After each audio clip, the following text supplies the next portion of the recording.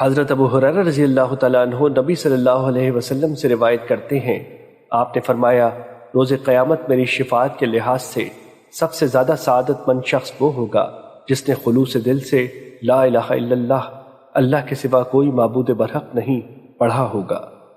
مشکوٰۃ المصابیح حدیث نمبر 5574۔ حضرت ابو ہریرہ رضی اللہ تعالیٰ عنہ بیان کرتے ہیں، نبی صلی اللہ علیہ وسلم کے پاس گوشت لایا گیا تو اس سے ایک دستی آپ کی خدمت میں پیش کی گئی، جبکہ دستی آپ کو پسند تھی۔ آپ نے اپنے دانتوں سے ایک بار اسے نوچا، پھر فرمایا، روز قیامت میں تمام لوگوں کا سردار ہوں گا۔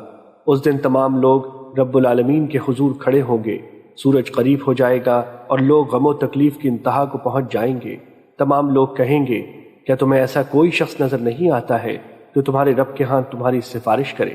چنانچہ وہ آدم کے پاس آئیں گے، اور پھر آگے حدیث شفاعت بیان کی اور فرمایا، میں جاؤں گا اور عرش کے نیچے پہنچوں گا تو اپنے رب کے حضور سجدہ ریز ہو جاؤں گا۔ پھر اللہ اپنی حمد و ثنا کے ایسے کلمات مجھے سکھائے گا جو اس نے مجھ سے پہلے کسی کو نہیں سکھائے ہوں گے۔ پھر وہ فرمائے گا، محمد اپنا سر اٹھائیں، سوال کریں، آپ کا سوال پورا کیا جائے گا، اور سفارش کریں، تمہاری سفارش قبول کی جائے گی۔ میں اپنا سر اٹھاؤں گا اور کہوں گا، رب جی میری امت، رب جی میری امت، رب جی میری امت۔